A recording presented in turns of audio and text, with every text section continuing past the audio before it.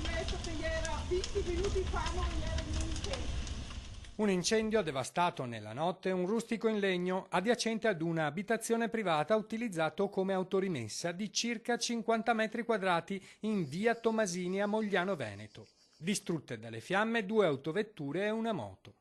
L'allarme è scattato all'1 di questa notte grazie all'abbaiare anomalo di Neve, un pastore australiano che ha subito insospettito il suo proprietario Emiliano Mazzucco. Ho sentito il cane che abbaiava fortemente, un abbaio strano, sembrava che fossi ladri, sono andato fuori e a vedere ho visto un grande fuoco, non sapevo se era un magazzino o una casa, avevo un po' di paura.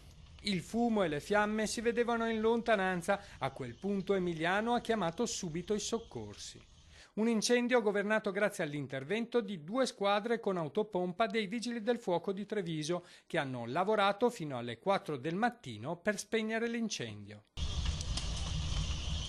Il tempestivo intervento dei Vigili del Fuoco ha scongiurato guai peggiori. Oltre alle auto, nel rustico erano presenti 2 bombole di GPL che potevano esplodere.